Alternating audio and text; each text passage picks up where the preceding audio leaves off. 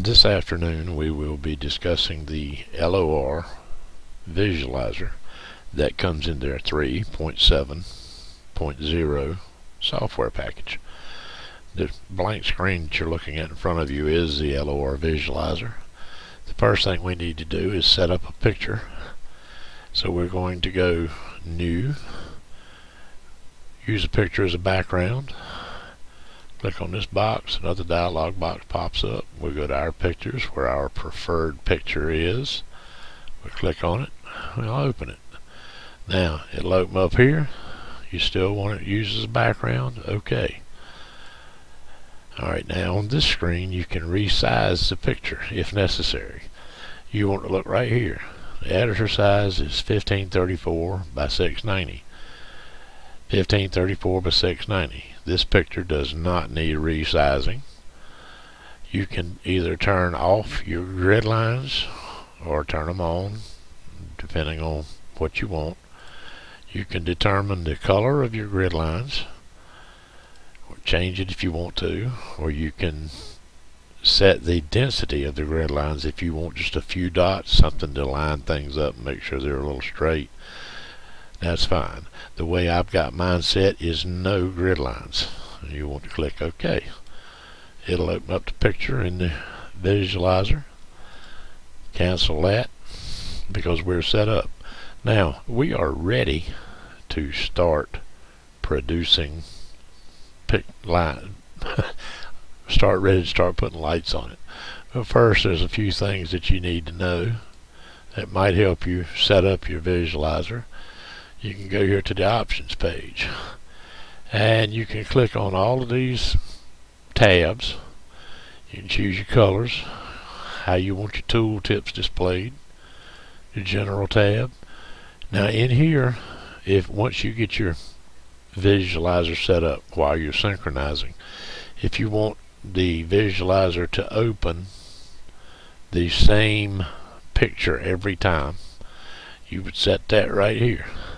Automatically open last file. That way whatever file you were viewing when you shut it down the last time will reappear. Click OK. That way next time when we come in here, that same picture will be displayed. You want to go up here to draw light strings. That's that little box right there. Some of the other boxes up here that aren't available right now. Okay, well, to start off with, let's draw a line of strings, light strings. You want to left click one time. If this line is solid and runs completely to the other side of the building or whatever object you're drawing it on, fine. If not, you've got a break in it. You want to click it left click it once, left click it the second time. And don't move the cursor. If you move the cursor, it'll do just like it did for me. It'll misfire on you. This new fixture 1, you want to rename it because new fixture 1 shows up every time.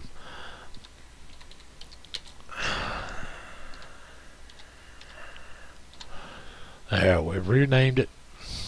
Now you're going to choose the size of your bulb. If you want it the spacing, that's the distance between the bulbs. If you're happy with that, which I am, you can leave it there. It gives you a lot of options. Or you can even choose the shape of the bulb. That's fine. Background color, you click that if you're using incandescent lights. And this is set on normal. I use the visualizer in a little different manner. I click RGB and that gives us 3 channels. That way when you draw this line out, when you click OK the last time, it puts out 3 strings of lights. Now if you don't want them to show black all the time, you can pick a color. I leave mine as white usually, which is fine. And then you want to come down here, click on the first line, then you want to rename it as well, and the name hopefully would match.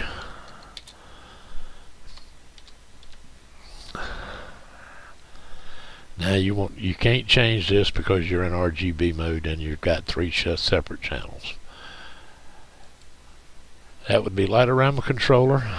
A regular network is what I use. You can choose any network you need to. You are on Unit 1, Channel 1. Click OK. All the information you entered shows up right here. Channel 1 will be red. Click on the second line.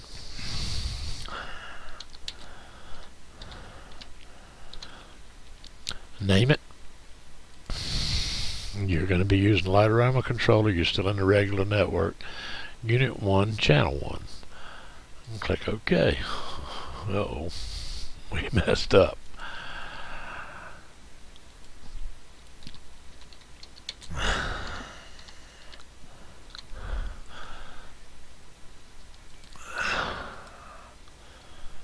That'll be Channel 2.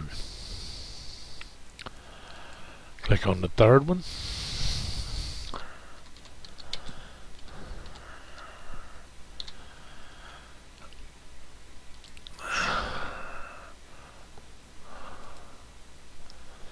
Still on the regular network, Unit 1, Channel 3.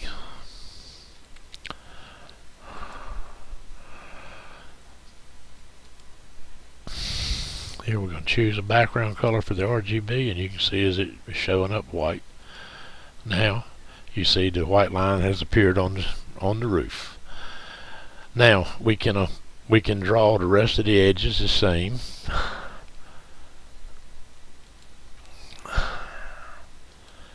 And here's the funny thing. It says new picture, but if you click right here, it says roof peak. I'm choosing this system because all these lights are going to be flashing at the same time.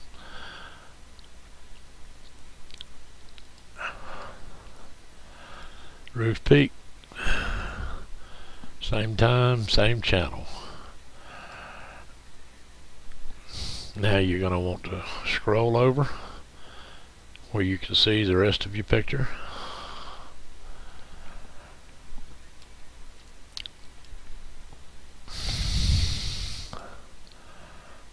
And remember to always choose your name. If you want it to be a common channel with everything else on the roof, you've got to keep the same name.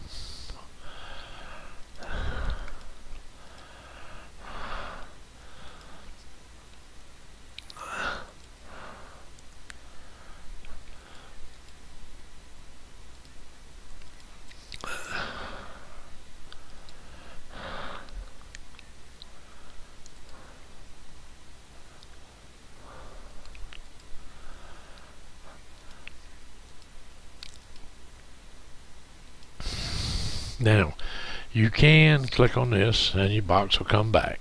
When I finish a fixture or an object, I will lock it. That makes it safe from any changes. And that'll conclude this particular tutorial. It will be carried on later in section 2.